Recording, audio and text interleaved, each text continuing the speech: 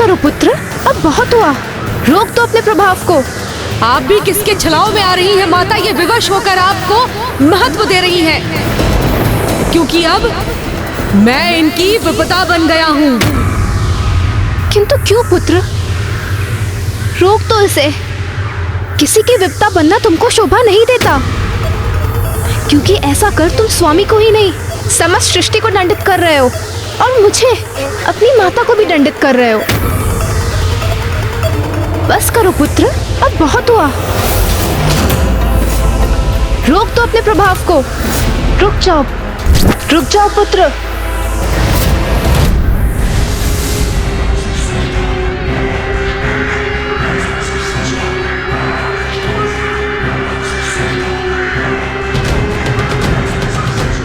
ये सूर्यदेव का तेज पूरा लौट क्यों नहीं रहा? सृष्टि की भलाई के लिए सूर्यदेव को पूर्ण रूप से मुक्त कर दो बालक।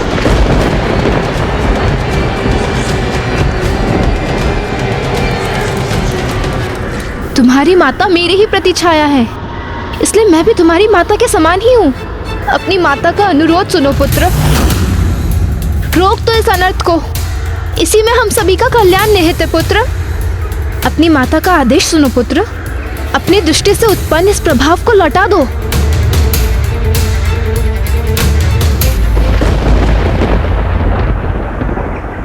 जो मैं कर चुका हूँ उसे लौटाने में तो मैं भी असमर्थ हूँ माँ।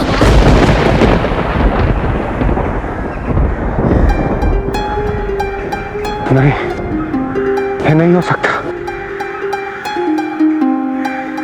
इस प्रकार तो समस्त सृष्टि सूर्यदेव के प्रकाश से वंचित होकर विनाश के निकट पहुंच जाएगी। अर्थात इस प्रलय को कोई नहीं रोक सकेगा। न सृष्टि शेष रहेगी, न स्वर्ग, न देव शेष रहेंगे, न दानव। तो क्या अब सभी का अस्तित्व नष्ट हो जाएगा?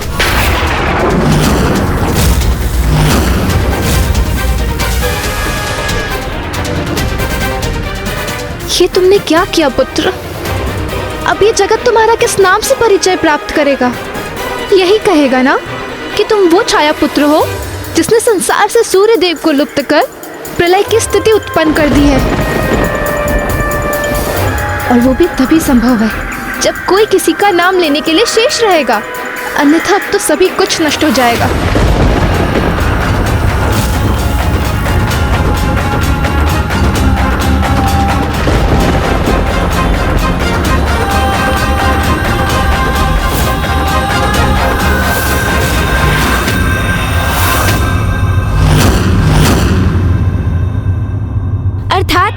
संपूर्ण जगत, समस्त सृष्टि उस शीत से प्रभावित होकर जड़ हो गई थी लंकेश। हाँ, ऐसा ही हुआ था। फिर क्या हुआ?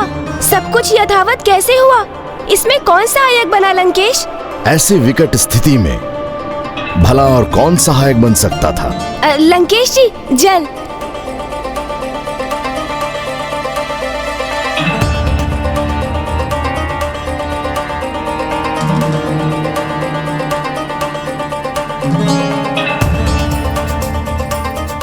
वहां उपस्थित सभी को ज्ञात था कि अब और कुछ करना संभव नहीं है। संपूर्ण सृष्टि चटक कर बिखरना आरंभ कर रही थी। उसके सर्वनाश का महासंकट अब निकट था।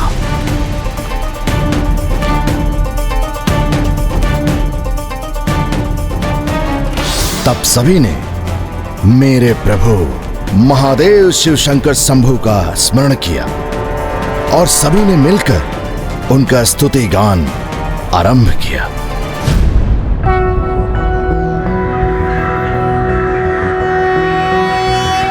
कर्पूर गौरम करुणावतारम संसार सारम भुजगेन्द्रहारम सदा वसंतम हृदयारविंदे भवम भवामी सहितम नमामि।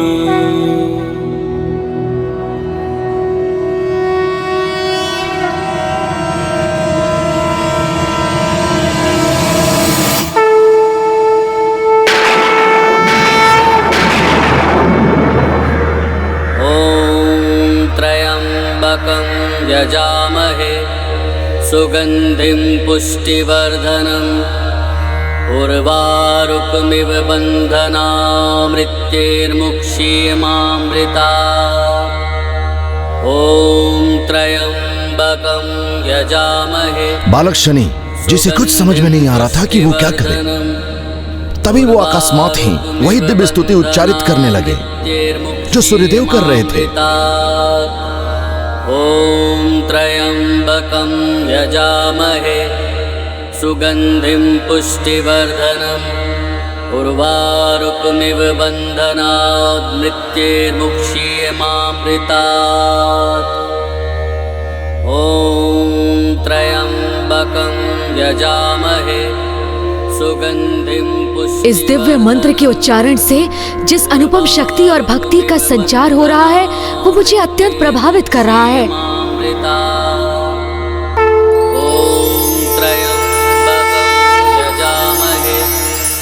सुगन्धिं पुष्टिवर्धनम्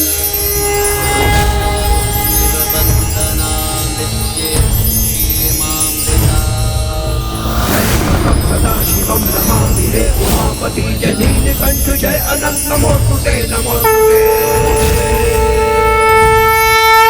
ओ भोलेनाथ भक्त के हो कष्ट से निवारते, ये सृष्टि सारी संकटों से शिव ही है उबारते।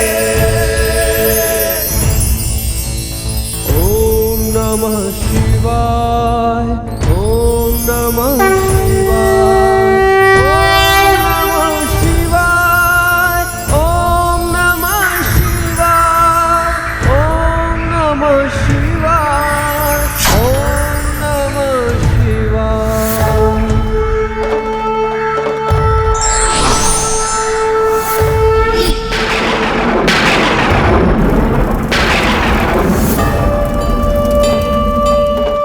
प्रणाम महादेव,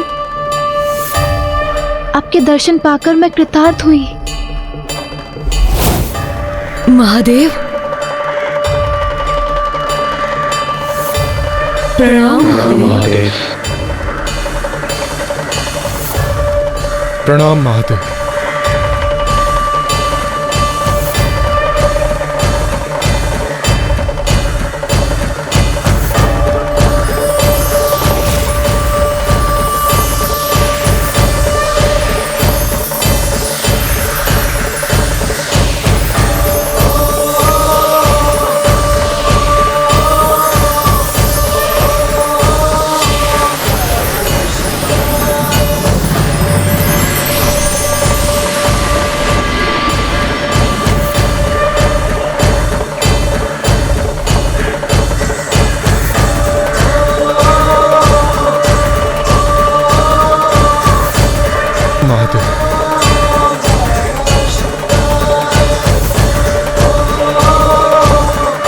महादेव ने तो इन्हें क्षण भर में ही मेरे अंधकार से मुक्त कर दिया और इन्होंने पूर्ववत अपना तेज भी प्राप्त कर लिया है, अर्थात अब संसार का संकट मिट गया है।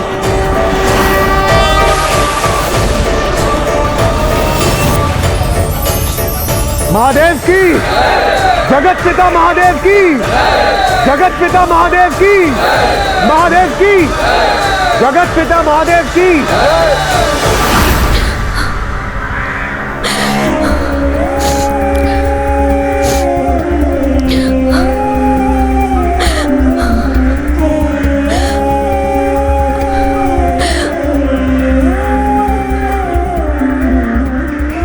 मुझे ज्ञात है तुम्हारे कारण जो महासंकट उत्पन्न हुआ उसका पश्चाताप है तुम्हें, किंतु पुत्र तुमने इतना क्रोध क्यों किया? प्रभु, माँ की पीड़ा मुझसे नहीं सही जाती। उनके गर्भ से जन्म लिया है मैंने, उनका अंशी तो हूँ। उनका दुख मुझे दुखी करता है। देवी छाया, जिनका अस्तित्व ही मेरे लिए एक भ्रम के समान था, मेरे द्वारा उनका परित्याग कहाँ अनुचित है? उनके अपमान से मैं अपमानित होता हूँ और उनके कष्टों से उत्पन्न पीड़ा मेरे अंतर को भेद देती है। अपनी माँ को अपमानित और पीड़ित अवस्था में मैं कभी भी नहीं देख सकता प्रभु।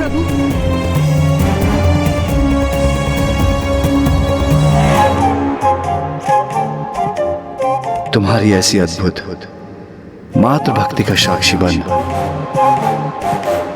मुझे भी अपने जीवन में कमी का आभास हो रहा है। कितना अच्छा होता यदि मैं स्वयंभू अर्थात स्वयं से प्रकट होने के स्थान पर एक माता के गर्भ से जन्म होता। मां की ममता, उनके प्रेम के आनंद का भागी बन सकता। किंतु आज तुम्हें देखकर मुझे मातृभक्ति की शक्ति का आभास हो गया है और मैं ये घोषणा करता हूं कि आज से समस्त संसार में मातृभक्ति की शक्ति को ही सर्वोच्च भक्ति समझा जाएगा। जो पुत्र अपनी माँ की भक्ति करेगा, पुत्र अपनी माँ की भक्ति उसे मेरा ही नहीं, उसे समस्त देवी देवताओं का आशीर्वाद प्राप्त होगा। जो पुत्र अपनी माँ की भक्ति करेगा, उसे मेरा ही नहीं, उसे समस्त देवी देवताओं का आशीर्वाद प्राप्त होगा। आशीर्वाद प्राप्त होगा। मुझे तो मात्र इतना ही आशीर्वाद दीजिए प्रभु कि मुझे अपना अधिकार भले ही प्राप्त ना हो, किंतु मेरी माँ वंचित ना रहे। उन्हें वो स्थान, वो आदर्श प्राप्त हो जो उन्होंने अपने सुख कर्मों से अर्जित किए हैं।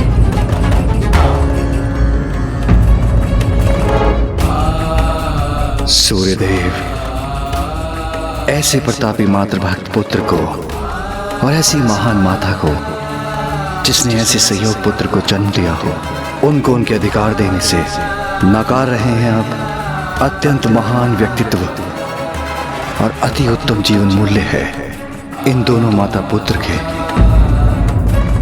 जहां एक और ये निष्ठावान पुत्र अपनी माता को उसके कर्मों का सुफल दिलवाने का प्रयास कर रहा है और वहीं दूसरी ओर ये महान माता जो करुणा, ममता और त्याग का प्रतीक है, उन्हें उनके अधिकारों से वंचित रख रहे हैं आप। माँ तो स्वयं भगवान का ही स्वरूप होती है। उसे रुष्ट करने का अर्थ होता है भगवान को रुष्ट करना।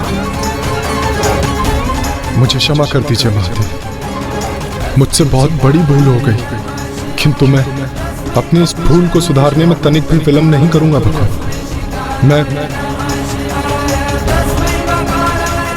मैं इन्हें इनके अधिकार अवश्य मैं ये वचन देता हूँ।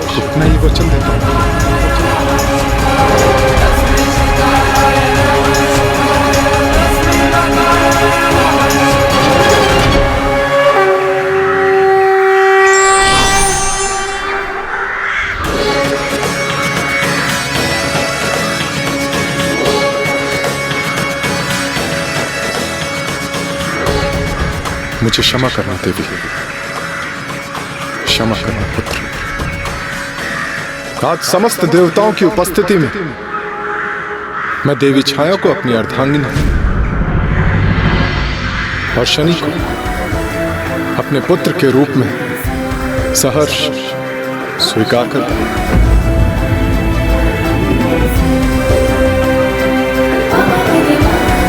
सूर्यपुत्र की, सूर्यपुत्र की, सूर्यपुत्र की।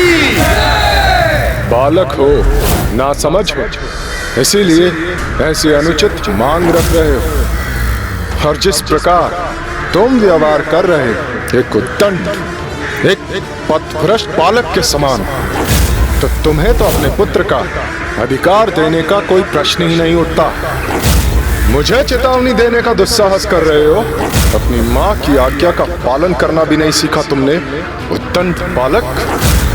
उनकी आज्ञा सुनो और चले जाओ यहाँ से। रुकिए, रुकिए, रुकिए।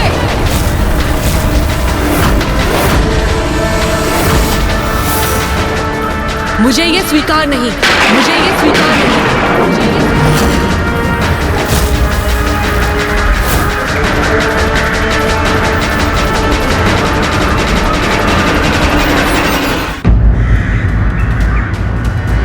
मुझे आपका पुत्र पुकारे जाने की कोई इच्छा नहीं।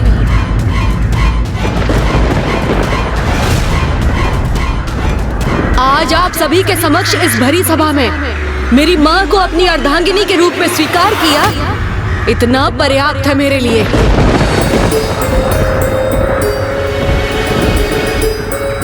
जिस पुत्र को आपने पूर्व में अस्वीकार किया था उसको आपकी दया की कोई आवश्यकता नहीं। ये तुम क्या कह रहे हो पुत्र? ये पिता है तुम्हारे। तो इन्हें पिता का दायित्व तब भी नहीं भूलना चाहिए था जब मैं आपकी गर्भ में था। पुत्र, जो भूल अतीत में हो चुकी है उसे भूल जाओ। क्षमा करो अपने पिता को। नहीं माँ, मेरे लिए भूलना असंभव है और वैसे भी मुझे नहीं चाहिए इनकी दया। आप प्रसन्न हैं माँ, इतना पर्याप्त है मेरे लिए, किंतु मैं इन्हें कभी भी क्षमा नहीं कर सकता। इन्हें अपने पिता के रूप में कभी भी स्वीकार नहीं कर सकता। यदि ये तुम्हें अपने पिता के रूप में स्वीकार नहीं है तो तुम भी मुझे अपने पुत्र के रूप में स्वीकार नहीं हो।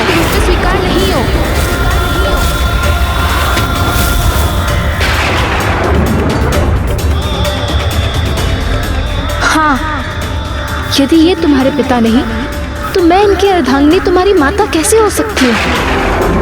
जाओ, किसी निर्जल स्थान में जाकर ध्यान करो, तपस्या करो और अपने क्रोध को शांत करो।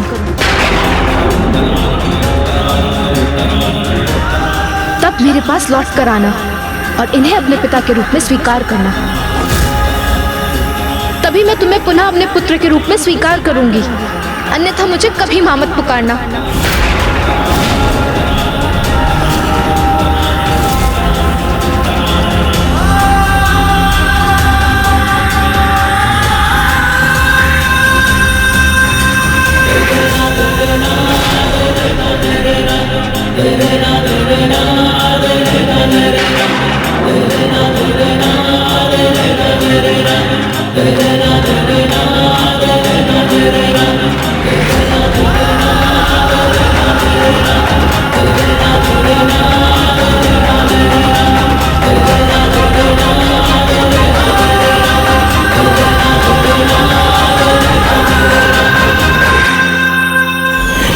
कितना दुखद था ना लंकेश, जिस पुत्र ने अपनी माता को उनका अधिकार दिलाने के लिए इतना कठिन श्रम किया, उसी ने अपने क्रोध के कारण स्वयं को उनका पुत्र पुकारे जाने का अधिकार खो दिया।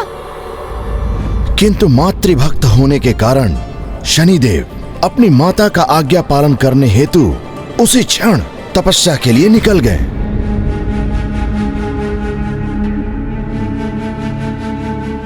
जाओ, किसी निर्जल स्थान में जाकर ध्यान करो, तपस्या करो और अपने क्रोध को शांत करो। तब मेरे पास लौट कर आना और इन्हें अपने पिता के रूप में स्वीकार करना। तभी मैं तुम्हें पुनः अपने पुत्र के रूप में स्वीकार करूंगी, अन्यथा मुझे कभी मां मत पुकारना।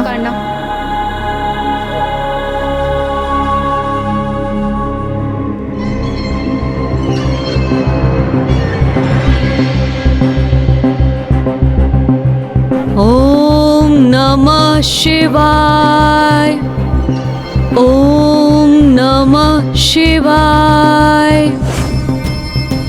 उसके उपरांत बालक शनि अपने घोर तपस्या में ऐसे डूबे कि अनेक वर्षों तक धूप, आंधी, वर्षा, शीत आदि सहकर निरंतर अपनी तपस्या में लीन रहे और एक मनोहर आकर्षक नवयुवक में परिवर्तित हो गए।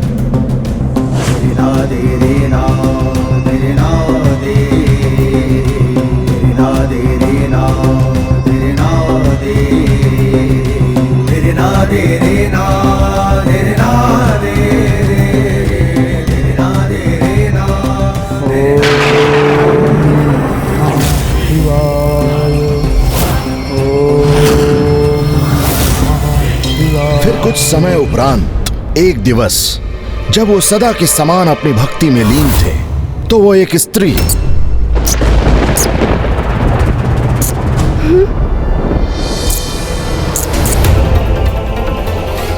कौन है मेरे पीछे?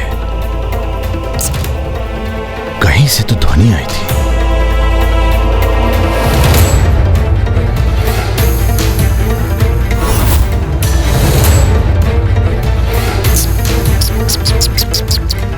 मूषक जी,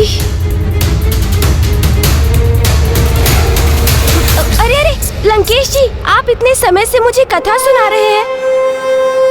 लीजिए, जल ग्रहण कीजिए।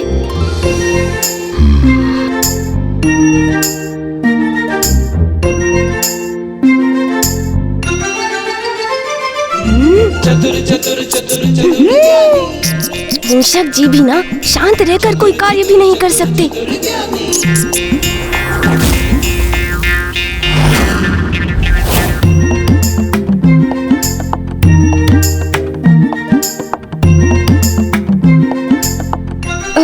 कहीं भेद ना खुल जाए। चतुर गणेशा। कोई है जो हमारा पीछा कर रहा है। अरे रे, आप उल्टे पांव कहाँ चल दिए लंकेश? प्रभु की आत्मलिंग है आपके हाथों में, इसलिए आपका उल्टा जाना शुभ नहीं। आप यहाँ रुकिए, मैं देखता हूँ कि वास्तव में वहाँ कुछ है भी अथवा मात्र भ्रम है आपका। और मेरी चिंता तनक भी मत कीजिए आप। मैं भी शिव पुत्र हूँ, बड़ी से बड़ी विपदा का सामना करने में समर्थ हूँ मैं। आप अभी देखिएगा, मैं अभी गया और अभी आया। जय हो शिव शंकर शंभू।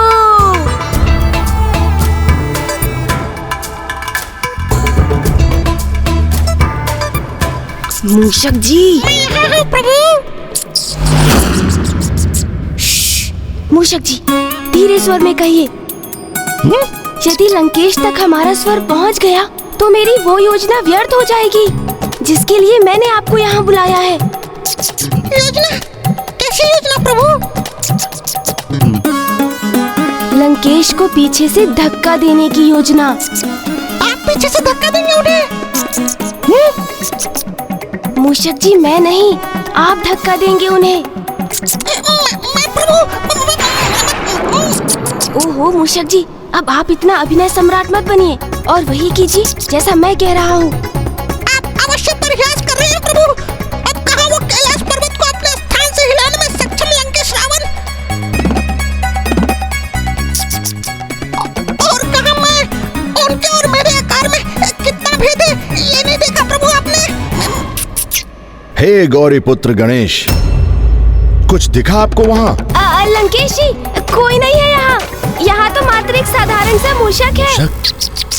साधारण? आप मुझे साधारण पुकार रहे हैं प्रभु? हाँ, क्यों ना पुकारूं मैं आपको साधारण। आप एक साधारण मूषक के समान ही तो व्यवहार कर रहे हैं।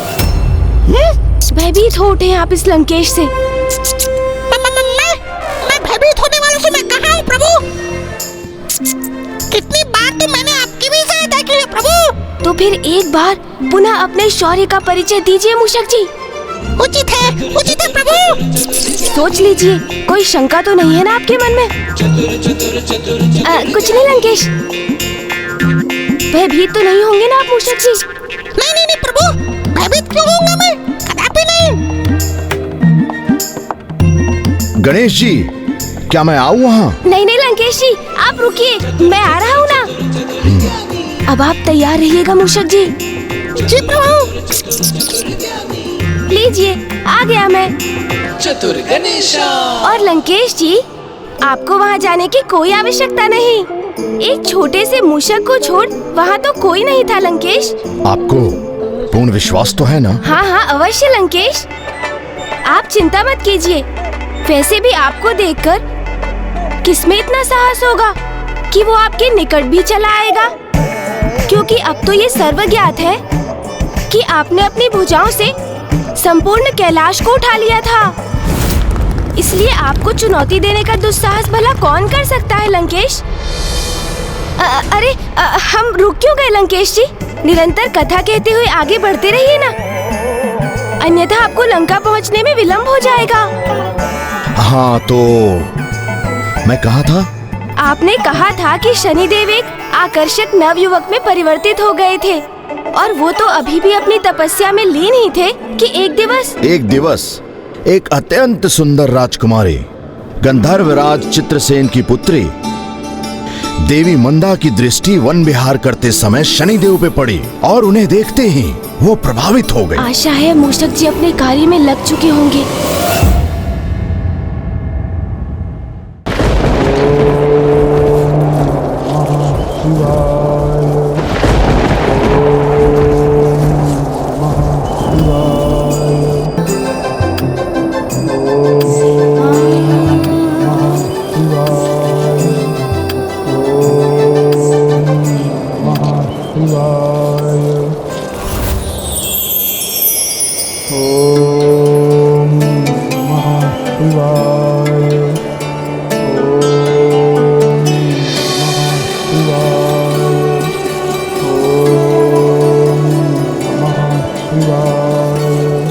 मन तो करता है इन युवा तपस्वी को निहारती ही रहूं, जिन्होंने युवावस्था के समस्त मनोविनोद के आकर्षण को त्याग कर तपस्या का कठिन मार्ग चुना है।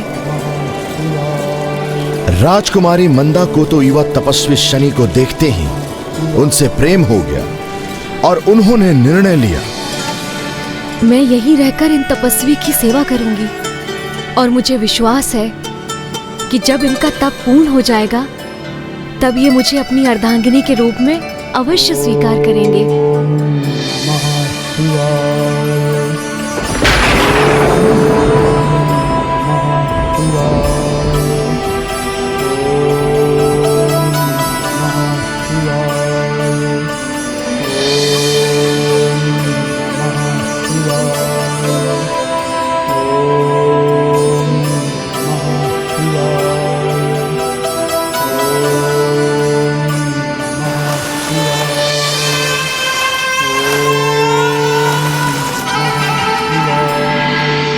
इस प्रकार अपार सौंदर्य की धनी राजकुमारी मंदा ने शनि की सेवा में कोई कमी नहीं रहने दी।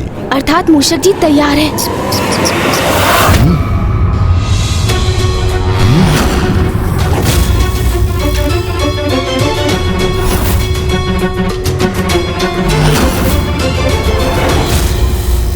मैंने कहा था ना लंकेश, वहाँ कुछ भी नहीं है।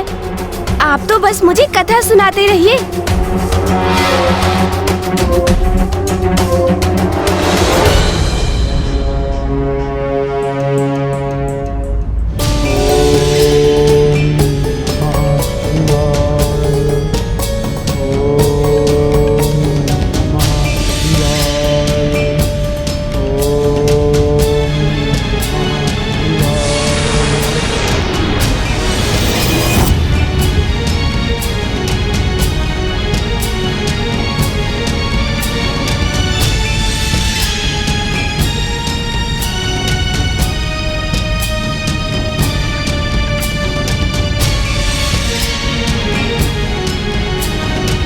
अपनी चिंता त्याग कर वो तो निरंतर तपस्वी शनि की सेवा में डूबी रहती।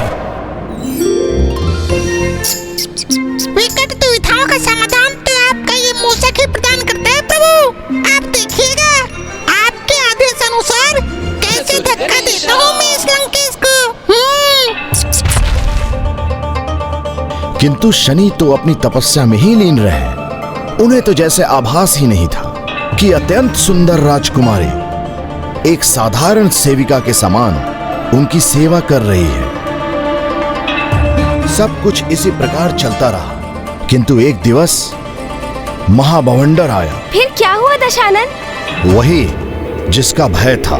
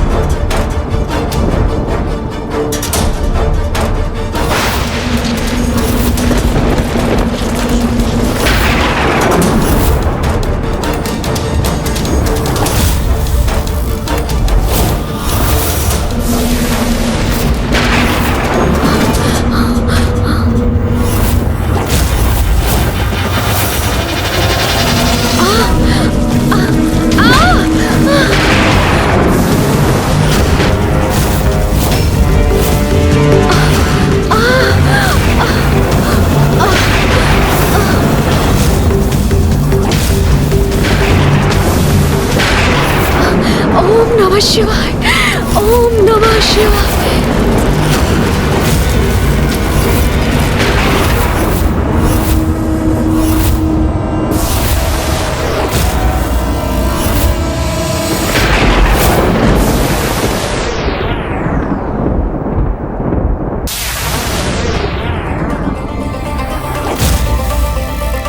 एक मूषक का इतना दुस्साहस! दशानन की उत्पत्ति की ये कठोर दृष्टि संकट का सूचक है मेरे लिए।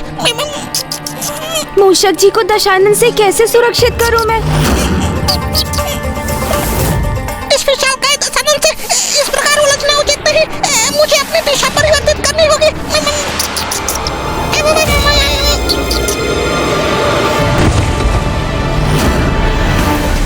ये क्या था? मात्र एक मूषक दशानन। मूषक था, ये तो मैंने भी देखा शिवनंदन, किंतु ये मूषक मेरे पीछे क्यों है? दशानन लंकेश एक तुच्छ मूषक की चिंता करे, ये आपको शोभा नहीं देता। आप निश्चिंत रहें, यदि वो पुनः प्रकट हुआ तो मैं ही उसका उपाय कर दूंगा। किंतु आप तो अपने वचन पर स्थिर रहिए, मुझे आगे की कथा सुनाइए। बताइए मुझे, जब सूर्य पुत्र शनि की तपस्या भंग हुई तो फिर क्या हुआ? उनकी तपस्या भंग होने पर जहां एक और शनि अपने क्रोध पर नियंत्रण ना रख पाए, वहीं दूसरी ओर देवी मंदा उनका क्रोध देखकर भयभीत और स्तब्ध थी।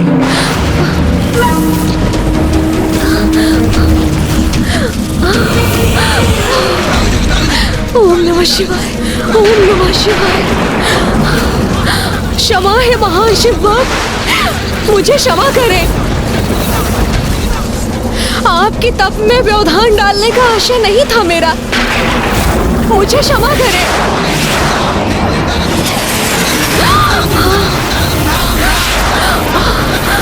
इन शिव भक्त के कोप का प्रवाह कैसे सहूंगी मैं। ओम नमः शिवाय। ओम नमः शिवाय। ओम नमः शिवाय। ओम नमः शिवाय। ओम नमः शिवाय।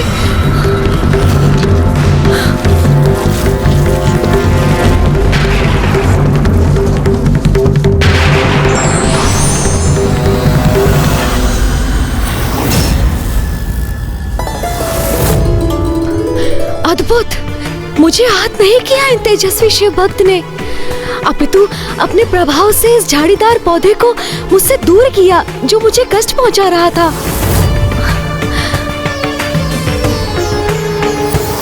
उसी दिवस से नागफनी के झाड़ीदार पौधे पर शनि की कोप भरी दृष्टि के कारण उसमें कांटे उगाए। तपस्वी शनि ने देवी मंदा पे अपने क्रोध का प्रभाव तक नहीं होने दिया, किंतु इसका यह अर्थ नहीं था कि उनका क्रोध शांत हो गया था। वो तो बस देवी मंदा के त्याग का आभास होने पर कुछ समय के लिए शांत हो गए।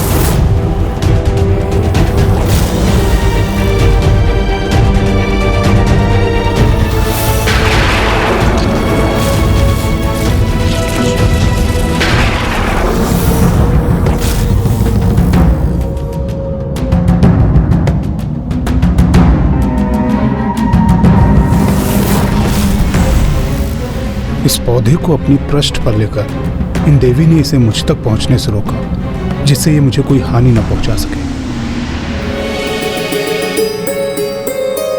मुझे ज्ञात है देवी, यदि आप मध्य में ना आती तो ये पौधा मुझे कष्ट पहुंचाता। कौन है आप?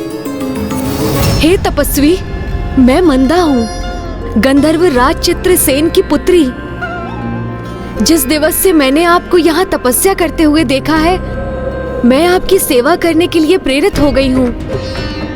किंतु एक राजकुमारी ने इतना कष्ट क्यों किया? क्यों राजभवन के सुख और ऐश्वर्यों का त्याग करके एक साधारण सी सेविका की भांति एक अपरिचित तपस्वी की सेवा करती रही?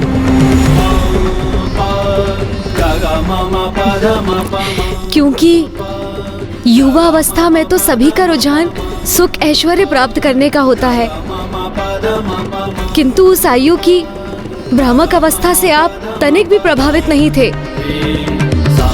आपने तो सभी सुखों का परित्याग कर शिव भक्ति कर प्रभु की तपस्या का मार्ग चुना। मैं आपके इस त्याग से इतनी प्रभावित और आकर्षित हुई कि मेरे हृदय ने आपके समक्ष समर्पण कर दिया। मेरे अंतर में आपके लिए प्रेम की भावना जागृत हो गई।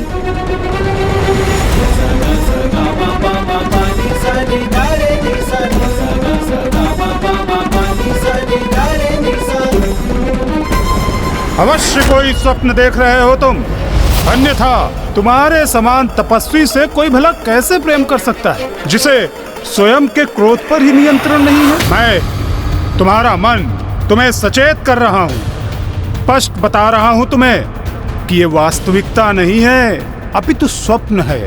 प्रेम स्वप्न नहीं सत्य है, जिसे मन नहीं अपितु हृदय समझता है। और आज प्रेम स्वयं तुम्हारे समक्ष उपस्थित है।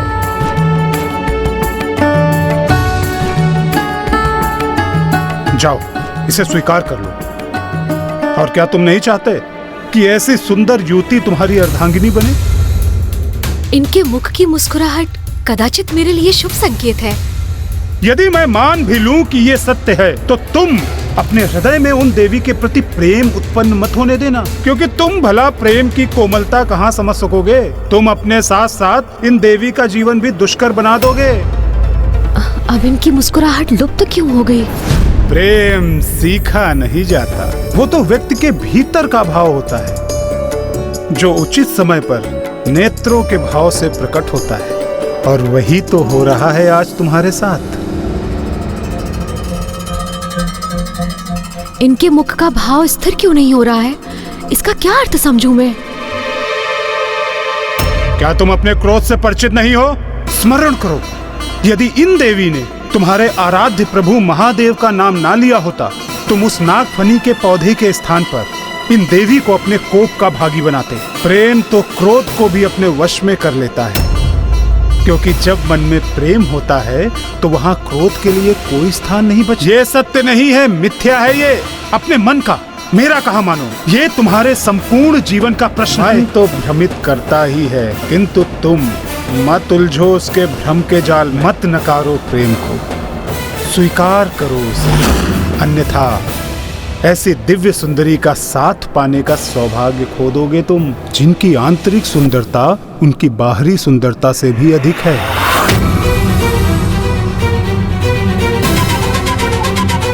नहीं, तुम उस पर ध्यान मत दो, मेरी बात सुनो। दो जीवनों का भविष्य निर्भर है तुम पर, अपने हृदय के भावों द्वारा संचालित। नहीं, मेरी बात सुनो, अपने प्रेम को स्वीकार, क्योंकि ये तो मात्र और मात्र प्रेम का ही प्रश्न है। नहीं, तुम उस पर ध्यान मत दो, मेरी बात सुनो। दो जीवनों का भविष्य हृदय के भावों द्वारा संचालित। नहीं, मेरी बात सुनो, अपने प्रेम। नहीं, तुम उस पर ध्यान मत दो, मेरी बात। जीवनों का भविष्य निर्भर है। नहीं, तुम उस पर ध्यान मत दो, मेरी बात। नहीं, तुम उस पर ध्यान मत दो, मेरी बात। दो जीवनों का भविष्य निर्भर हृदय के। नहीं, तुम उस पर ध्यान मत दो, मेरी बात।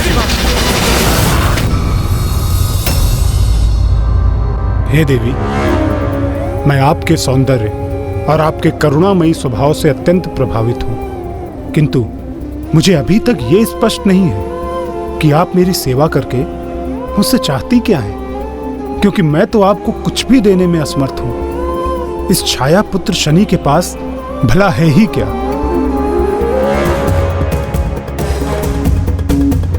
किंतु मुझे तो आपसे कुछ प्राप्त करने की अपेक्षा ही नहीं है। मैं तो बस आपका सानिध्य प्राप्त करना चाहती हूँ, सदैव आपकी सेवा करना चाहती हूँ। आप जैसे प्रभु भक्ति में लीन तपस्वी का सानिध्य प्राप्त करना ही मेरे लिए विशेष होगा, और इससे अधिक और कुछ नहीं चाहिए मुझे। मैं आपके इन विचारों से अत्यंत प्रभावित हूँ, किंतु आपको कदाचित ज्ञात नहीं, मैं कोई महान तपस्वी नहीं हूँ, अपितु अपनी माता की आज्ञा का पालन करके अपने क्रोध को नियंत्रित करने हेतु भगवान महादेव की तपस्या कर रहा हूँ, जिससे मैं अपनी माँ के निकट लौटकर उनके पुत्र पुकारे जाने का अधिकार पुनः प्राप्त कर सकूं। उद्देश्य कुछ भी हो, किंतु कठोर तपस्या करने में सक्षम हैं आप। मेरे मन में आपके प्रति प्रेम जागृत होने के लिए बस यही पर्याप्त है। इसलिए यदि आप मुझे स्वीकार करने की कृपा करें तो मैं आपका उपकार मानूंगी।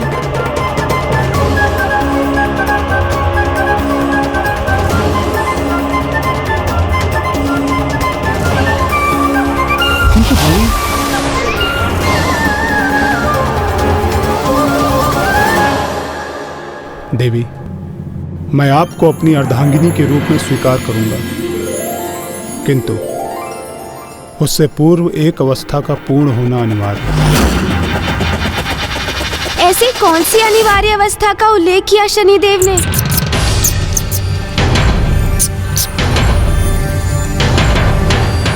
आप रुक क्यों गए दशानन? बताइए ना, देवी मंदा से क्या कहा उन्होंने? शनिदेव ने देवी मंदा से विवाह के लिए जो अवस्था रखी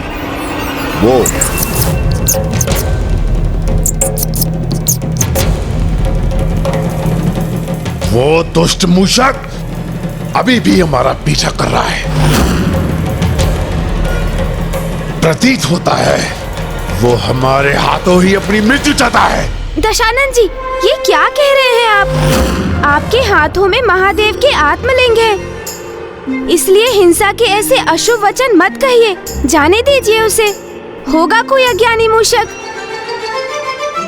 जिसे इतना भी ज्ञान नहीं कि कंकड़ पत्थर के मध्य से निकलने पर बहुत ध्वनि होती है, और मूषक को तो बिना ध्वनि किए ही सभी से छिपकर अपने कार्य करने चाहिए, अन्यथा उन्हीं पर संकट छा जाता है। उचित है प्रभु, अब मैं समझ गया कि आप क्या कहना चाह रहे हैं। आप इतनी सावधानी से आगे बढ़ूंगा कि दशानन तो क्या, आपको भी क्या तय होगा कि कहाँ हूँ मैं।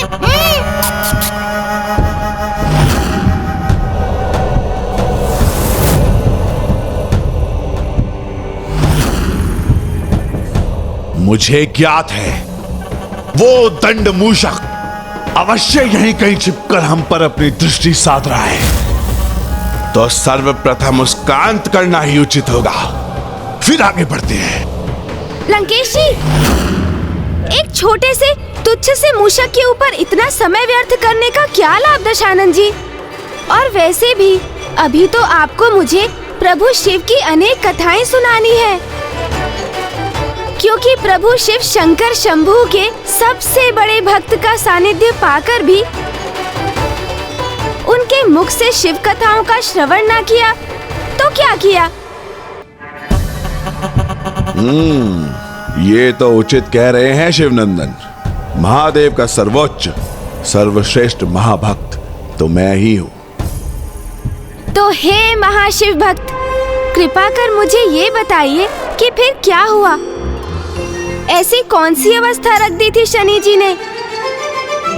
चतुर गणेश एक मात्र भक्त पुत्र थे वो, इसलिए उनकी इच्छा थी कि वो अपनी माता की अनुमति प्राप्त करने के बाद ही देवी मंदा से विवाह करेंगे, और ये देवी मंदा को सहज स्वीकार था। इसलिए उन दोनों ने तभी सूर्यलोक की ओर प्रस्थान भी किया, किंतु अभी भी इसमें शंका थी कि वो दोनों समय रहते सूर्यलोक पहुंचकर देवी छाया से भेंट कर पाएंगे भी या नहीं, क्योंकि वो दिवस देवी छाया के जीवन का अंतिम दिवस होने वाला था। देवी छाया का अंतिम दिवस? किंतु क्यों? देवी संज्ञा अपने ही ग्रस्त जीवन में अपने ही छाया के प्रभाव से दुखी होकर पीड़ा का अनुभव कर रही थी, क्योंकि वो अपने स्वामी सूर्यदेव के प्रति जो भी दायित्व निभाने के लिए प्रेरित होती, उन दायित्वों को देवी छाया देवी संज्ञा से पूर्व ही संपन्न कर देती।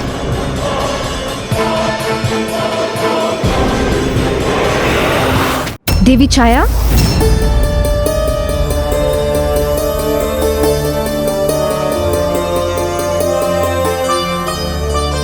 जो वचन आपने मुझे दिया था, आपको स्मरण है ना?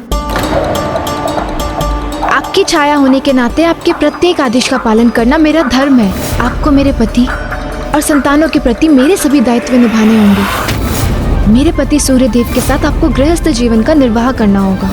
समस्त संसारिक सुख देने होंगे आपको उन्हें। यही मेरी आज्ञा है। जब मैंने आपको अपना दायित्व सौंपा था, तब हमारे मध्य में क्या स्थिर हुआ था, आपको स्मरण है ना? और जब मैं यहाँ लौटूं, तो आपको पुनः मुझ में समाहित होना होगा, और आपको मुझे एक और वचन देना होगा कि हमारे इस संवाद की सूचना किसी को नहीं होनी चाहिए। मैं आपको वचन देती हूँ मुझे स्मरण है देवी संज्ञा।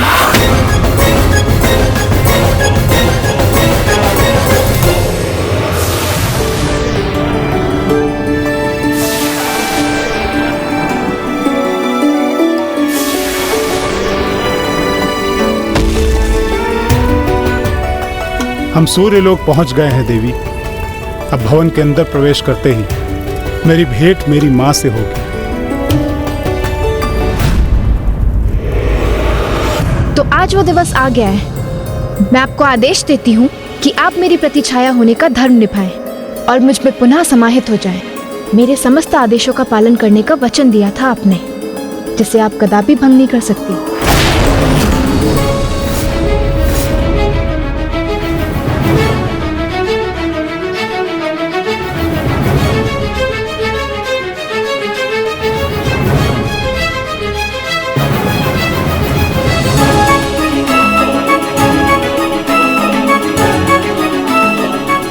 मैंने आपको अपनी अर्धांगिनी के रूप में स्वीकार किया है देवी छाया, किंतु यह भी सत्य है कि आप इन्हीं की देवी संज्ञा का ही एक भाग हैं। इसीलिए अब यही उचित होगा कि आप देवी संज्ञा में पुनः समाहित होकर अपने वचन का पालन करें।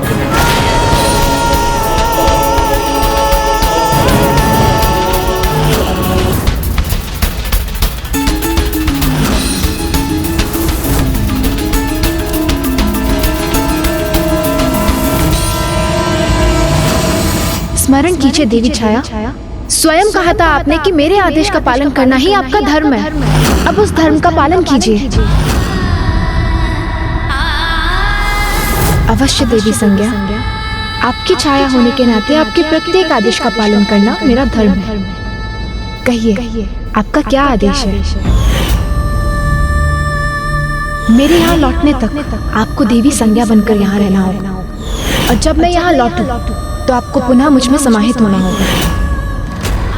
मुझे विश्वास हो गया है कि अब यहाँ किसी को मेरी आवश्यकता नहीं, इसलिए मैं अपना वचन निभाने के लिए प्रस्तुत हूँ।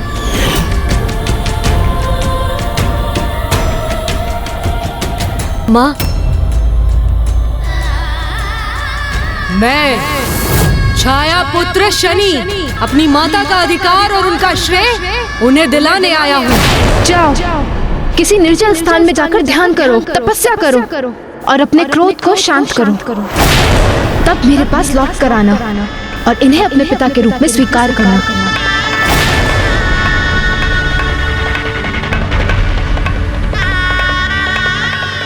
किंतु मुझे इतना समय तो दीजिए कि मैं अपने पुत्र का तप संपन्न होने और उसकी यहाँ लौटने की प्रतीक्षा कर सकूं। मुझे आभास हो रहा है कि वो शीघ्र ही यहाँ लौटने वाला है।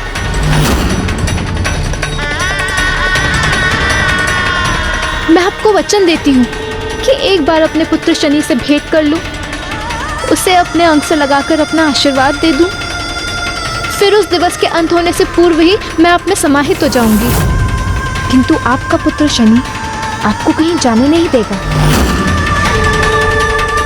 यदि उसके आने के उपरांत आप उसके समक्ष मुझ में समाहित होंगी तो वो आवेशित हो उठेगा।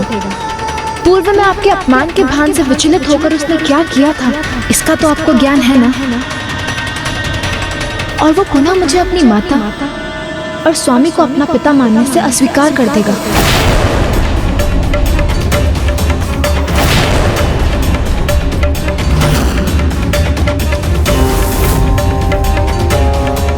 किंतु यदि उसके आगमन से पूर्व आप स्वेच्छा से मुझ में समाहित हो चुकी होंगी तो कदाचित वो हमें अपने परिवार के रूप में और मुझे अपनी माता के रूप में स्वीकार कर लेगा। इसलिए उचित तो यही होगा कि आप तनिक भी विलंब न करें। यदि ऐसा करने में मेरे पुत्र को परिवार का सुख प्राप्त होगा तो मैं ऐसा अवश्य करूंगी।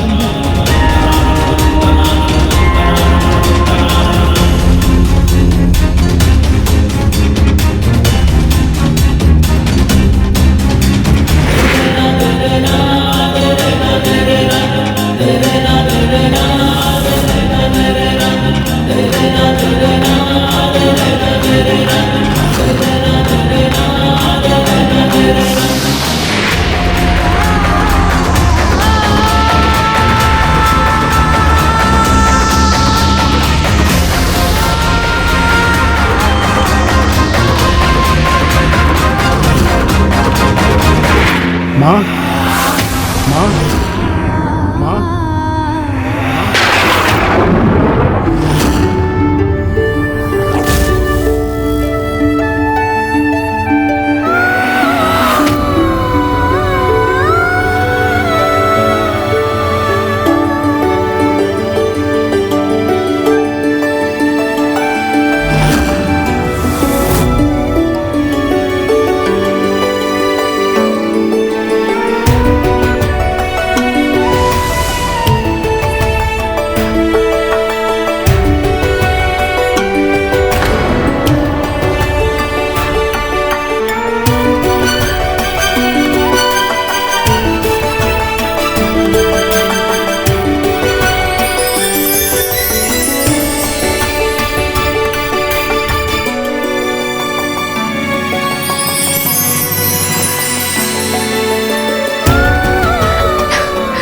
पुत्र, मेरा पुत्र शनि।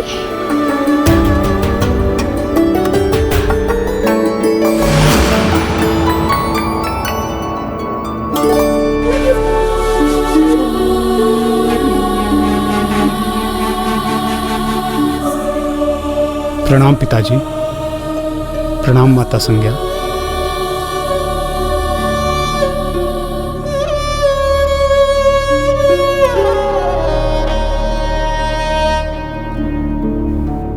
माँ, माँ, माँ, आपने मुझे आदेश दिया था ना कि मैं अपने क्रोध पर नियंत्रण पाकर ही आपके समक्ष उपस्थित हूँ। तो उस दिवस से आज तक मैं गहरे ध्यान में रहा और अपने उस दीर्घकालीन तप के उपरांत अब मुझे विश्वास हो गया है माँ कि मैंने अपने क्रोध पर नियंत्रण पा लिया है। माँ, माँ, क्या आप मुझे स्वीकारेंगी? क्या आप मुझे अपना पुत्र कहेंगी माँ? अपने क्रोध को तप की अग्नि में विध्वंस कर दिया है मैंने माँ। क्या आप मेरे शीश पे अपना हाथ रखकर मुझे स्नेहाशीष देंगी?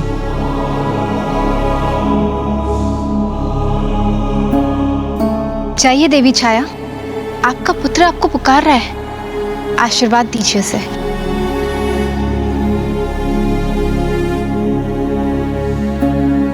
इस माँ का आशीष सदा तुम्हारे साथ है पुत्र। आज उचित समय में तुम्हारे आगमन से मेरे हृदय को बहुत शांति प्राप्त हुई है। इतने समय से तुमसे विलग होने का दुख मैंने कैसे सहा है, ये तो मुझे ही ज्ञात है। माँ, माँ,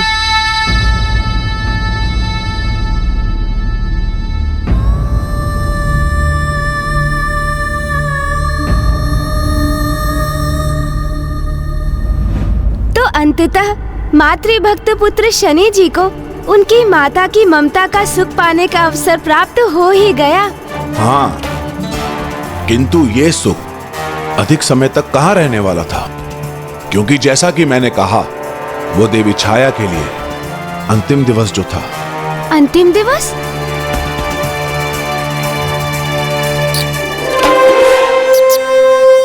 प्रभु, यही उचित समय है। अभी नहीं, अभी नहीं, अभी मुझे ये रुचिकर कथा सुननी है मूषक जी। चतुर गणेश लंकेश जी, अंतिम दिवस? किंतु क्यों? क्या शनि जी भी अपनी माता को रोकने में असमर्थ रहे? और फिर अभी तो शनि जी का विवाह होना भी तो शेष था।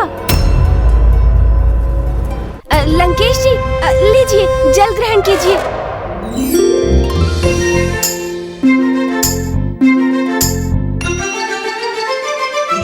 चतुर गणेशा।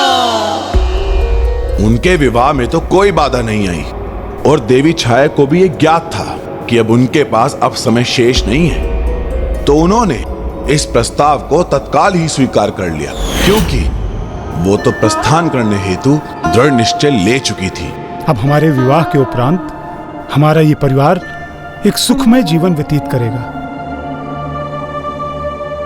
एक बार शनि से मिल लूं, उसे गले लगा लूं, आशीर्वाद दे दूं, फिर मैं खुद उसी दिन सूर्यास्त से पहले आप में समाहित हो जाऊंगी। क्या हुआ माँ? आपकी चिंता का कारण क्या है? शनि, मेरे पुत्र, तुम सदा अपने पिता और माता संज्ञा का सम्मान करना। अपने भ्राताओं और बहनों को प्रेम करना, उनका ध्यान रखना। अवश्य करूंगा माँ, किंतु आप ऐसा क्यों कह रही हैं जैसे कि आप हमसे दूर जाने वाली हैं? पुत्र, मैं पुनः देवी संज्ञा में समाहित होने वाली हूँ।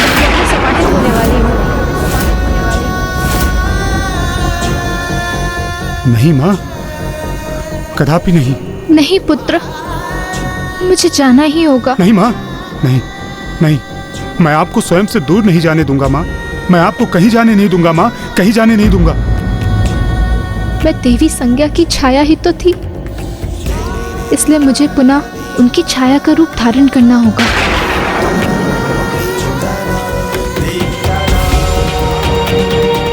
पिताजी, पिताजी, माँ ऐसा हट क्यों कर रही हैं और आप उन्हें रोक क्यों नहीं रहे?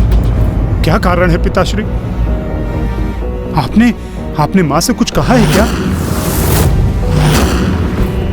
इस प्रकार भावुक होना उचित नहीं है पुत्र, कि तुम मिथ्या और सत्य में भेद करने में ही असमर्थ हो जाओ। सत्य तो यही है कि तुम्हारी माता छाया और मेरी अर्धांगिनी देवी छाया देवी संज्ञा का ही प्रतिरूप है। इसीलिए कभी न कभी उन्हें देवी संज्ञा में ही समाहित होना था। ये वचन स्वयं तुम्हारी माता ने ही दिया था। वचन? वो वचन दिया था? नहीं, मैं ऐसे किसी वचन को नहीं मानता।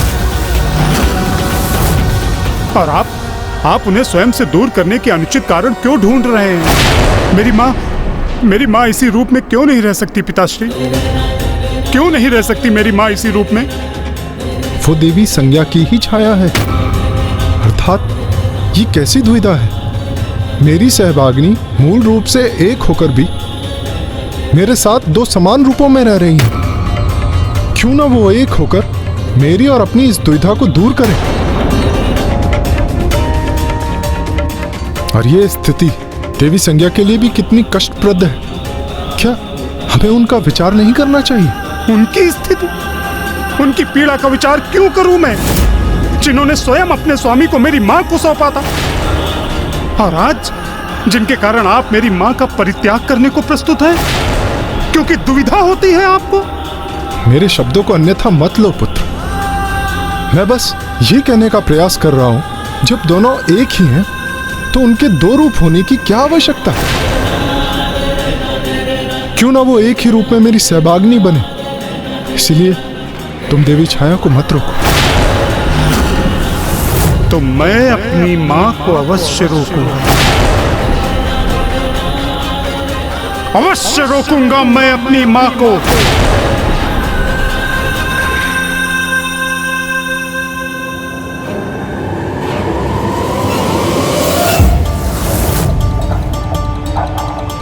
मैं अपनी मां को अवश्य रोकूंगा, और यदि आपको यह स्वीकार नहीं तो आपको मुझे अपना पुत्र कहने का कोई अधिकार नहीं।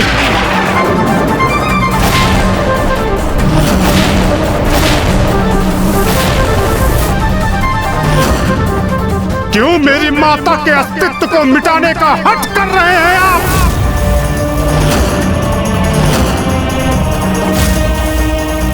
कोई नहीं मिटा रहा तुम्हारे माँ के अस्तित्व को।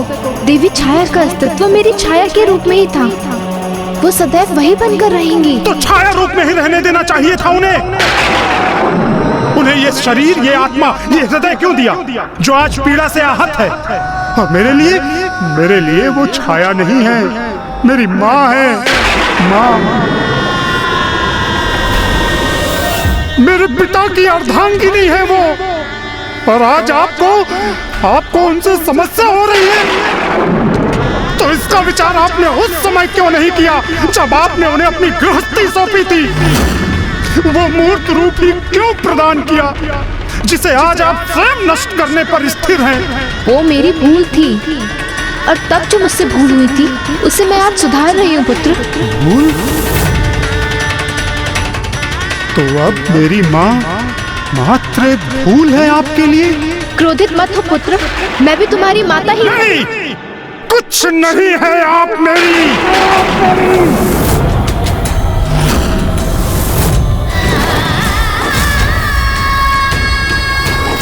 पुत्र, तुमने तो मुझसे कहा था कि तुमने अपने क्रोध पर नियंत्रण पा लिया है। क्या सत्य कहा था तुमने पुत्र? नहीं माँ, कदापि नहीं।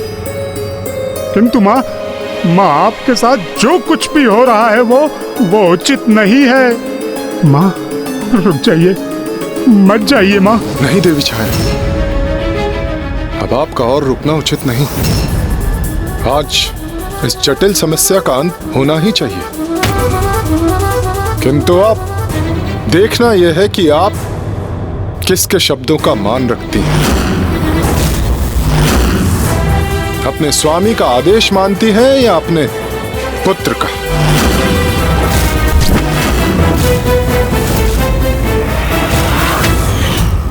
फिर क्या हुआ लंकेश?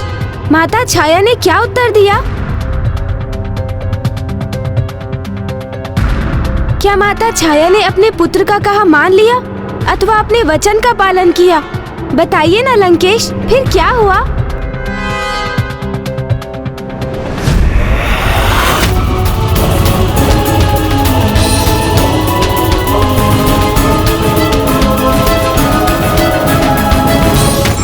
देव तो अपनी माता का आशीर्वाद लेने पहुंचे थे, किंतु देवी संज्ञा और सूर्यदेव ने जब देवी छाया को उनके द्वारा पूर्व में दिए गए वचन का स्मरण दिलाकर देवी छाया को विवश किया तो परिस्थिति कुछ विकटपूर्ण हो गई। अपने वचन का स्मरण अवश्य करिएगा देवी कि जिस दिवस आपकी अपने पुत्र से भेंट होगी उस दिवस के अंत के पूर्व आप स्वयं देवी संज्ञा में समाहित होंगे।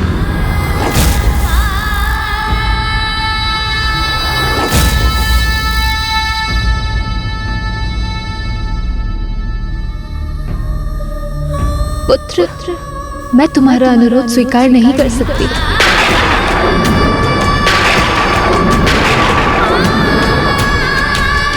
क्योंकि मेरे लिए मेरे स्वामी का आदेश सर्वोपरि है। मैं उनकी आज्ञा की अवहेलना नहीं कर सकती।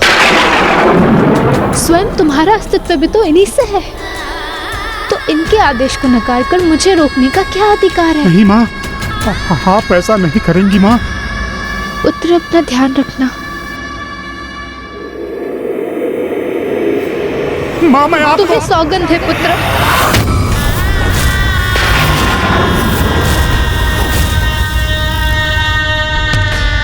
अब तुम मुझे नहीं रोकोगे। जाने दो मुझे।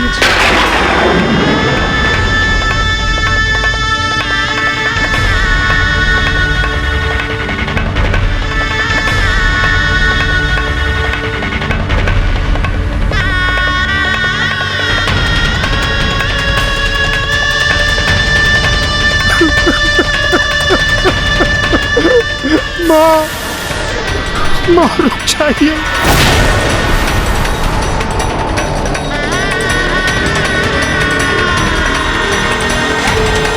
और देखते ही देखते शनि जी के समक्ष, अपने पुत्र के समक्ष देवी छाया ने एक छाया का रूप धारण कर देवी संज्ञा में विलीन हो गई। माँ,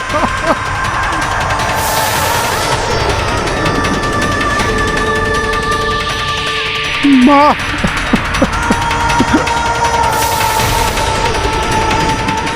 माँ, माँ तो पूर्ण रूप से अदृश्य हो रही है। कैसे रोकूं उन्हें? माँ, अब उचित यही होगा पुत्र शनि कि तुम इसमें बाधा ना डालो, अन्यथा अनर्थ हो जाएगा।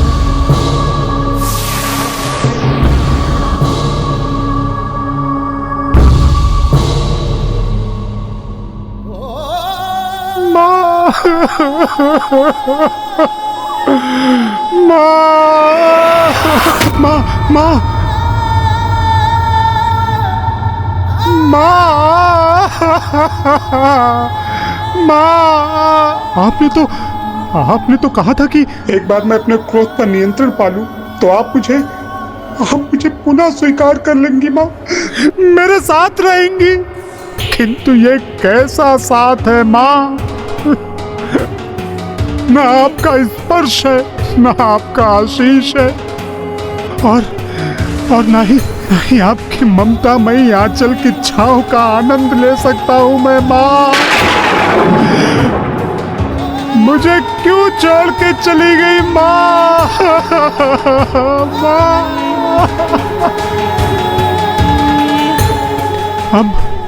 अब आपके स्नेह से रिक्त मेरे इस निरर्थक जीवन का क्या लाभ है माँ?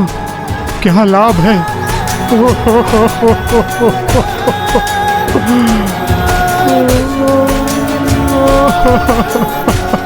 स्वामी, संभालिए अपने आप को,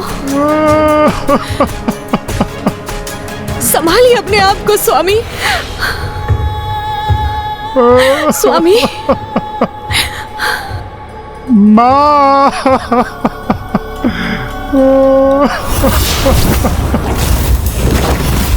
पुत्र,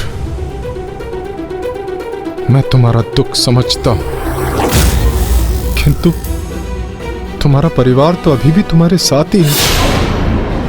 मैं तुम्हारा पिता और देवी संज्ञा भी तो तुम्हारी माता ही है। इसलिए स्वयं को संभालो, इस संताप में स्वयं को खोने से रोक लो पुत्र।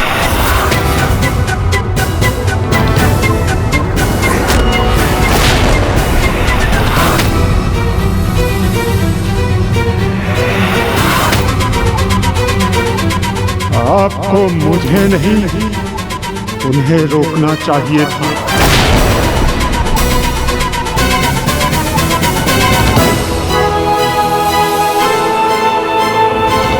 रोकना तो आपको मेरी माँ, आपकी अर्धांगिनी देवी छाया को चाहिए था, किंतु आपने मेरी माँ का विचार नहीं किया, मेरा विचार नहीं किया।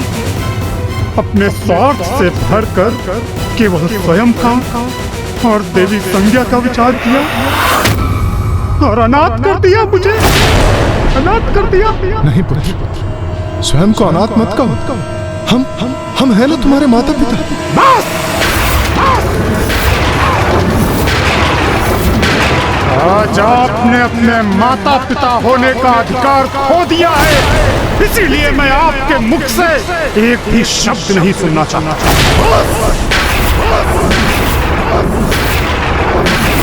बहुत सुन चुका हूं मैं तुम्हारा प्रलाप, बहुत हुआ तुम्हारा क्रोध प्रदर्शन, बहुत सह चुका हूं तुम्हारा ये व्यर्थ का अहंकार। और वैसे भी तुम्हारे इस अहंकार का क्या आधार है? जब भी यहाँ आते हो एक नवीन विस्फोटक स्थिति उत्पन्न कर देते हो।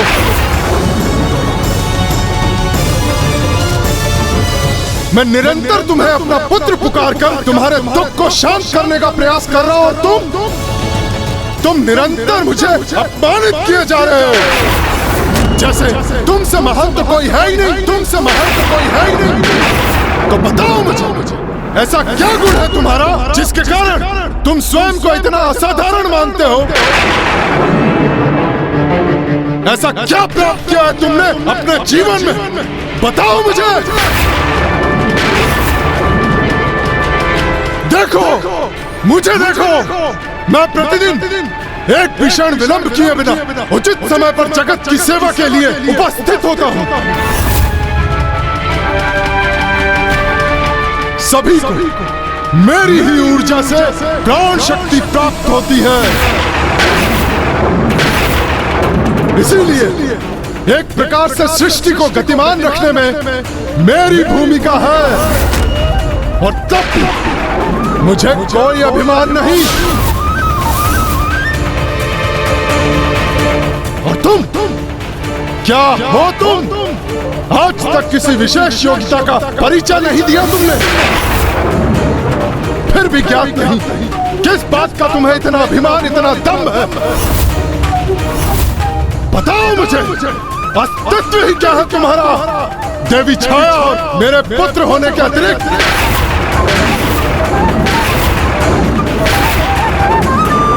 अस्तित्व क्या है मेरा आपके समक्ष? ये प्रश्न किया है ना आपने मुझसे।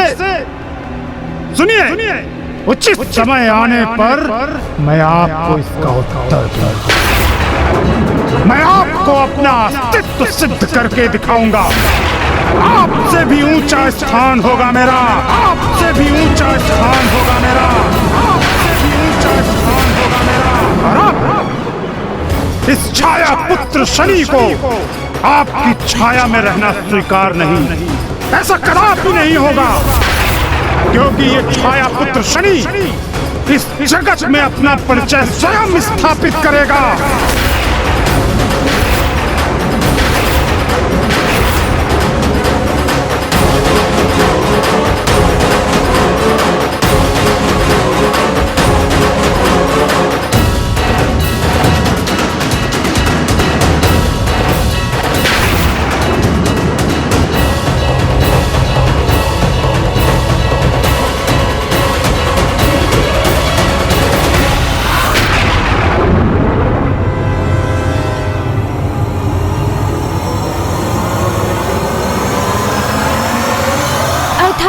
इतने घोर तप के उपरांत भी शनि जी का क्रोध उनके नियंत्रण में नहीं आया था। क्रोध तो उनके स्वभाव का भाग था गणेश जी, जो उन्होंने अपने माता के गर्भ में प्राप्त किया था। और माता के गर्भ में रहते हुए जो अनुभव शिशु को होते हैं, उन प्रभाव से जिस प्रकार शिशु के व्यक्तित्व का विकास होता है, वही उसका संपूर्ण जीवन के लिए उसका मूल और स्थायी स्वभाव बन जाता है। इसलिए शनि का मूल स्वभाव था क्रोध। इसलिए जब कोई स्त्री गर्भवती हो, मातृत्व का सुख प्राप्त करने जा रही हो, तब उसके वातावरण का विशेष ध्यान रखना चाहिए। उसे उत्तम विचार, सुमधुर ध्वनियों का श्रवण और पौष्टिक भोजन प्राप्त होने चाहिए। उसके समस्त अनुभव प्रसन्नतापूर्ण होने चाहिए। और उससे भी अधिक महत्वपूर्ण है कि गर्भवती स्त्री को कभी भी उपवास नहीं रखना चाहिए, क्योंकि भूख क्रोध का सबसे बड़ा कारण है।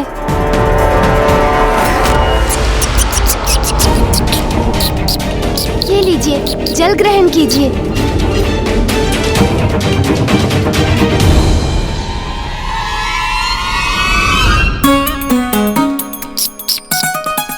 अब प्रभु अनुमति दे दो, अब मैं आगे बढ़ूं और धकेल दूं इस लंकेश को।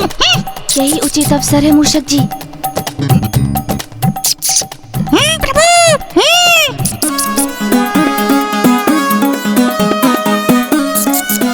उचित समय पर अनुमति दी है आपने प्रभु।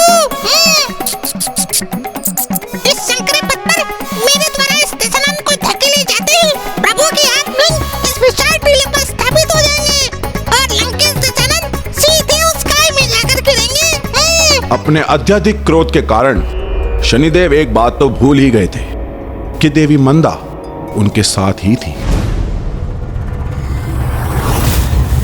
रुकिए स्वामी, मुझे यहाँ क्यों और किस विश्वास पर छोड़कर जा रहे हैं आप?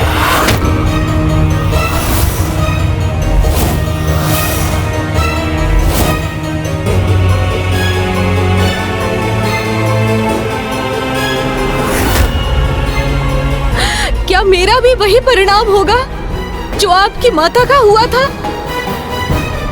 क्या मेरा अस्तित्व भी उन्हीं के समान हो जाएगा? मुझे क्षमा कर दीजिए देवी मंदा, किंतु वहां मेरी माँ के साथ जो अन्याय हुआ उसे मैं सहन नहीं कर सका, इसीलिए बिना कुछ सोच विचार किए वहां से चला आया।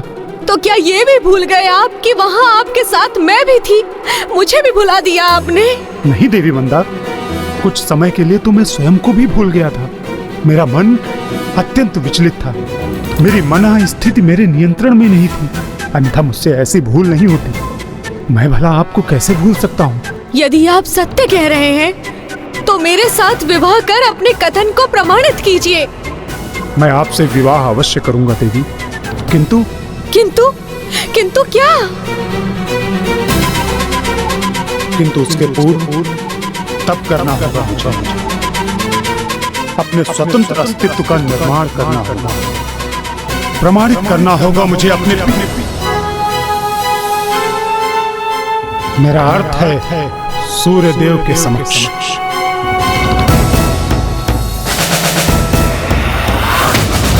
स्वयं महादेव ने मेरी माँ को मेरे तेजस्वी होने का वरदान दिया था। तो मैं तुम्हें वरदान देता हूं, तुम्हें एक तेजस्वी पुत्र प्राप्त होगा जो जगत में शनि के नाम से विख्यात होगा।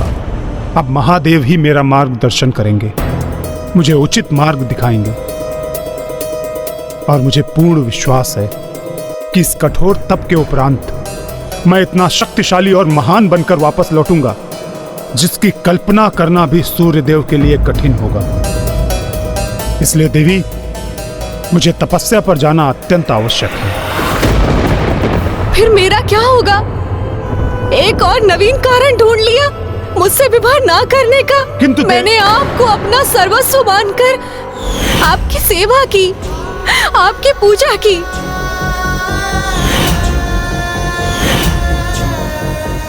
जिस प्रकार आपकी माता ने स्वयं को आपके पिता की सेवा में समर्पित कर उनको पूजा था, उनके और उनके परिवार के लिए अपना सर्वस्व निछावर कर दिया था। और जब सूर्य देव ने अपनी अर्धांगिनी आपकी माता देवी छाया को स्वीकार नहीं किया था, तो उनके पुत्र ने अर्थात आपने उनके अधिकारों के लिए संघर्ष किया था। मैं छाया पुत्र शनि अपनी माता का अधिकार और उनका श्रेय उन्हें दिलाने आया हूँ यहाँ। मैं आपसे अपनी माँ का अधिकार मांग रहा हूँ, जो आपको देना ही होगा। किंतु मुझे मेरे अधिकार कौन दिलाएगा? कौन संघर्ष करेगा मेरे लिए? क्या जिस प्रकार देवी छाया के समक्ष देवी संज्ञा में समाहित होने के अतिरिक्त अन्य कोई विकल्प नहीं था? कहीं आपके द्वारा ठुकराए जाने पर मेरे समक्ष भी अग्नि में समाहित होकर अपना अस्तित्व मिटाकर एकमात्र विकल्प न शेष रह जाए। नहीं देवी मंदा, ऐसा कदापि नहीं होगा, ऐसा कुछ भी नहीं होगा। मैं भला आपको अपनी अर्धांगिनी क्यों स्वीकार नहीं करूंगा? अब जबकि विशेष रूप से मेरी माँ की अनुमति भी प्राप्त हो गई है हमें। तो फिर शुभ कार्य में विलंब क्यों?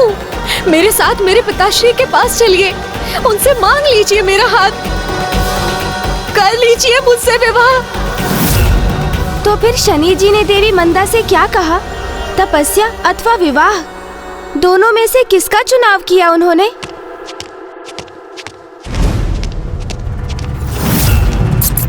यहाँ छुप जाता हूँ।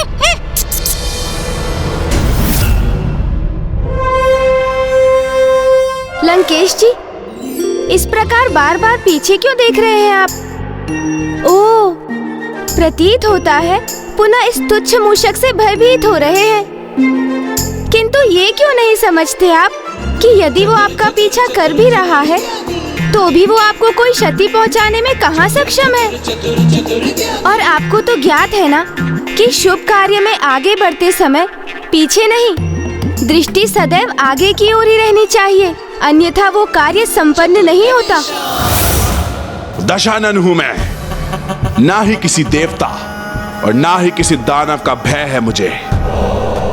वो एक तुच्छ सा मूषक, वो क्या भयभीत करेगा मुझे? चलिए आगे बढ़ते हैं। हाँ, आप अपनी कथा किसी भी कारण से मत रोकिए। अच्छा फिर बताइए आगे क्या हुआ? क्या शनि जी ने देवी मंदा का प्रस्ताव स्वीकार कर लिया? शनि जी को देवी मंदा का प्रस्ताव को स्वीकार करना ही था और देवी मंदा की संतुष्टि के लिए उन्होंने गंधर्व राज चित्रसेन से उनकी अनुमति और आशीष प्राप्त कर देवी मंदा से विवाह कर लिया। और विवाह उपरांत देवी मंदा एक सुंदर वैवाहिक जीवन की कल्पना कर रही थी। किंतु शनि जी के मन में तो प्रभु शिव जी की ही तपस्या थी और उसी तपस्या के कारण शनि देव के साथ ऐसा कुछ घटित हुआ जिसके कारण उनका जीवन पूर्ण रूप से परिवर्तित हो गया। ये घटना उनके विवाह के बाद की प्रथम रात्रि की है, जब एक नववधू के रूप में देवी मंदा बड़ी ही उत्सुकता से अपने स्वामी की प्रतीक्षा कर रही थी।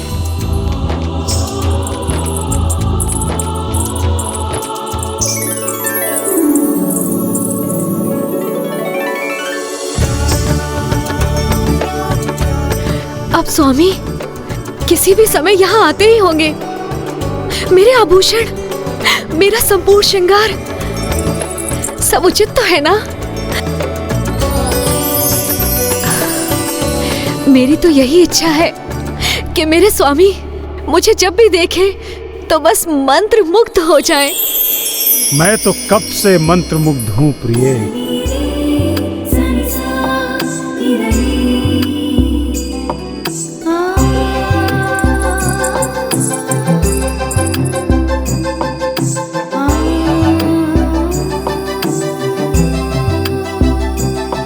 मेरे ये पुष्प जो मैं अथक प्रयासों से बगिया से आपके लिए चुनकर लाया हूं, आपके रूप की तुलना में कांतिहीन प्रतीत हो रहे हैं। किंतु स्वामी, आपने तो कहा था कि आप अपनी तपस्या के लिए प्रस्थान करने वाले हैं। हाँ देवी, तपस्या के लिए जाना तो अवश्य है, किंतु कुछ क्षण आपके साथ बिताने के पश्चात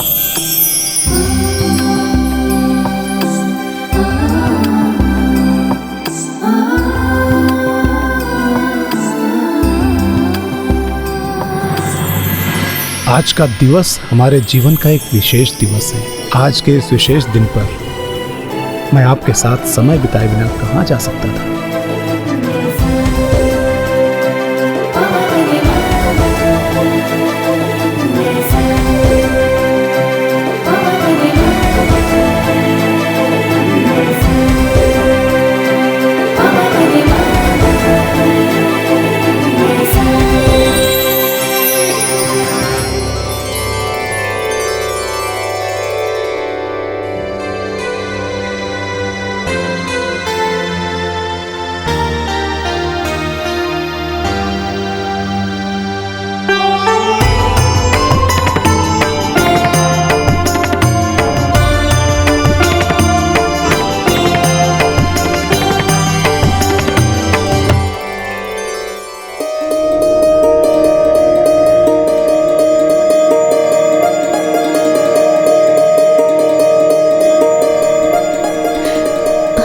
मैं भी किस कल्पना में खोई हुई थी।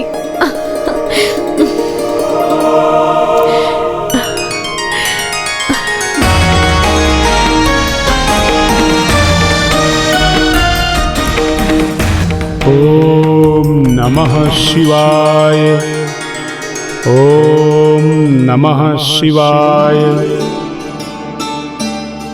ओम नमः शिवाय। ओम नमः शिवाय।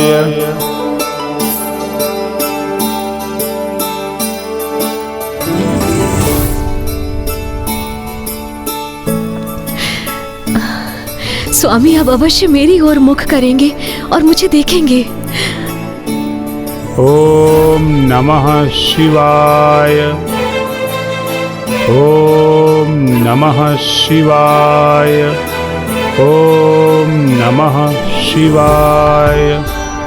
ओम नमः शिवाय।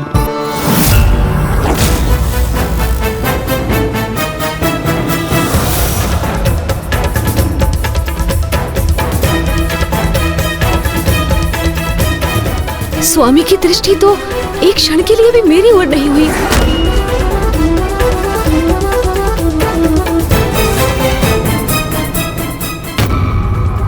शनिदेव महादेव की भक्ति में रमने तो तत्पर थे, जबकि देवी मंदा अपनी डूबती आशाओं और आहत होती भावनाओं से दुखी व पीड़ित थी।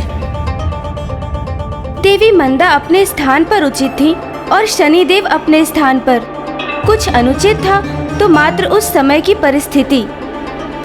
कदाचित इसीलिए कहा जाता है कि अपने क्रोध के कारण हम स्वयं अपना ही अनिष्ट कर लेते हैं। कारण कोई भी हो, किंतु स्वयं पर क्रोध का अधिक प्रभाव कदापि नहीं होने देना चाहिए। प्रतीत होता है मेरे कथा वाचन से आपको उचित सीख प्राप्त हो रही है गणेश जी। ऐसी कथाओं का मात्र श्रवण करना अथवा उन्हें किसी अन्य को सुनाना व्यर्थ हो जाता है, यदि उनसे प्राप्त सीख का प्रयोग स्वयं अपने जीवन में ना किया जाए। आप क्या कहने का प्रयास कर रहे हैं शिवनंदन? अधिक कुछ नहीं, मैं तो मात्र इतना ही कह रहा हूँ कि आप महाज्ञानी महापंडित हैं। आपसे तो अभी बहुत कुछ सीखने का अवसर प्राप्त होगा मुझे। अब ये मूषक जी कहाँ गए? वो लंकेश पर प्रहार क्यों नहीं कर रहे? ये महाशय तो कथा से सीख लेने के स्थान पर निद्रा के प्रभाव में है, विश्राम कर रहे हैं।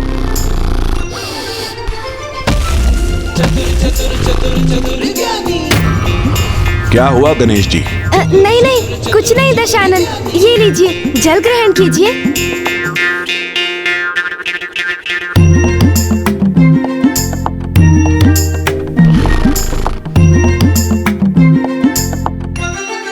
दशानन को इतने जल का पान करवा चुका हूँ मैं, किंतु अभी तक लंकेश को लघु शंका की आवश्यकता ही नहीं हुई। और उस पर ये मूषक जी, ये तो निद्रा में लीन है। अब मैं क्या करूँ? मूषक जी को उनकी निद्रा से कैसे जागृत करूँ?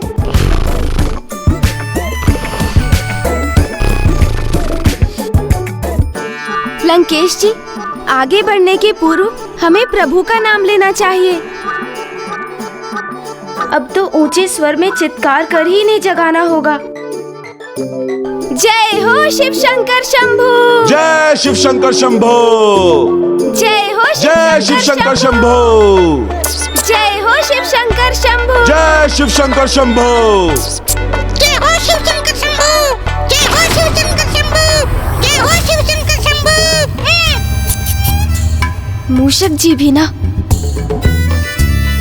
ये तीसरा स्वर किसका था? तीसरा स्वर? हाँ, तीसरा स्वर। हम दोनों ने प्रभु का जयगान किया। उसके बाद जिस स्वर में प्रभु का जयगान हुआ, वही तीसरा स्वर। ओह, प्रभु का ही जयगान सुना ना आपने? तो फिर चिंता किस बात की? महादेव के भक्त तो सर्वत्र विचरण करते हैं। कोई यहाँ भी निकट कहीं होगा जिसने हमारे मुख से उनका जयगान सुन स्वयं भी भक्ति भाव से जयगान कर दिया होगा। एक तो महादेव की अनुपम कथा, और वो भी एक परम ज्ञानी, महापराक्रमी, परम वेद ज्ञाता एवं महादेव के परम भक्त लंकेश दशानन के मुख से। कितने भाग्यशाली होंगे ये पर्वत, ये पत्थर, जिन्हें आज मेरी भांति कथा सुनने का ये सौभाग्य प्राप्त हुआ है।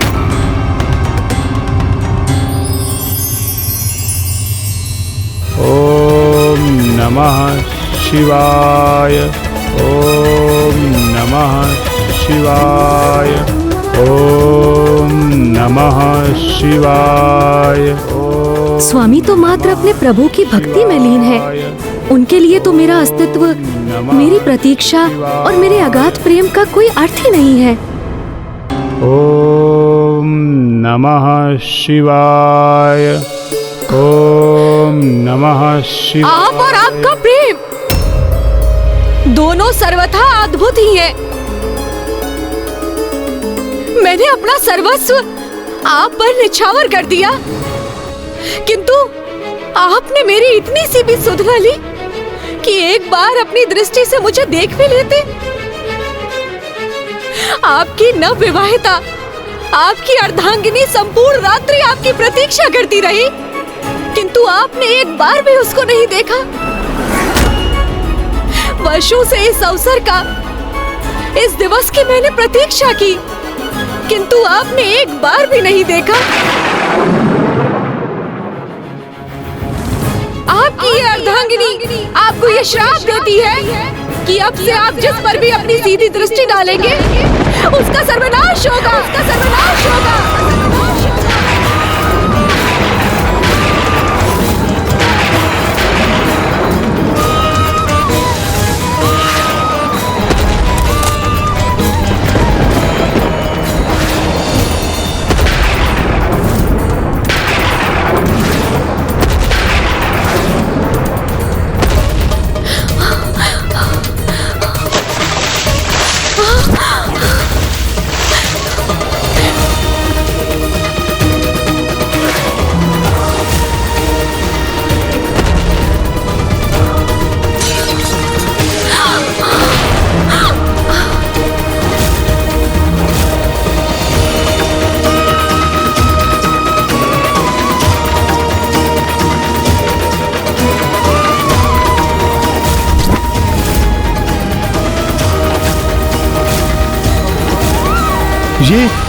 ये आपने क्या कर दिया देवी? ये कैसा श्राप दे दिया मुझे? अब तो मैं चाह कर भी आपको नहीं देख सकता। मैंने तो आपसे पूर्व में ही कहा था कि विवाह के उपरांत मैं तपस्या के लिए जाऊंगा। इतने वर्षों आपने मेरी प्रतीक्षा की थी, कुछ वर्ष और कर लेती। मेरे साथ रहते रहते आप में इतना क्रोध कहां से आ गया देवी? तपस्या संपन्न होने के पश्चात तो मैं आपके पास ही आने वाला था।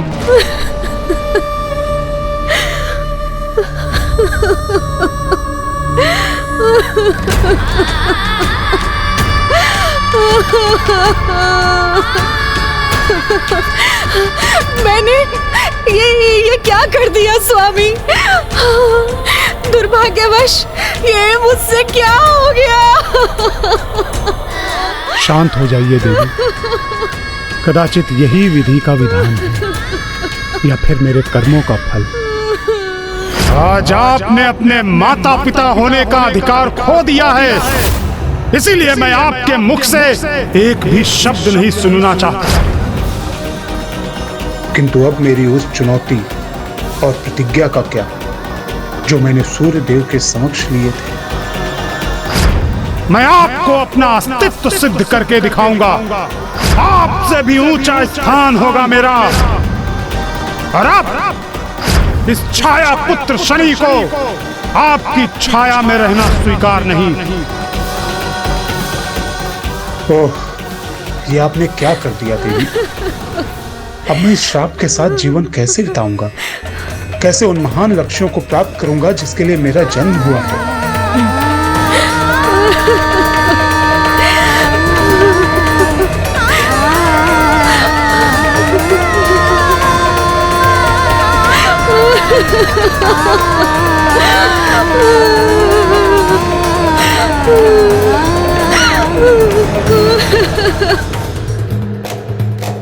ना पिता का प्रेम मिला, ना माता का संग।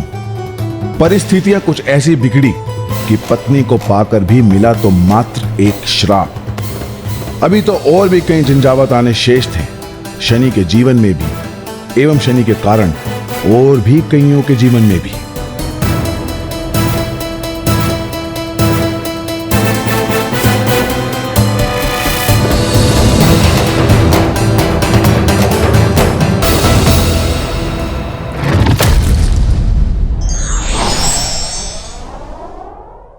काल एवं परिस्थिति के समक्ष किसी का वश नहीं चलता, इसलिए जो पूर्व में नियत है उसके घटित हो जाने पर व्यक्ति को दुखी नहीं होना चाहिए।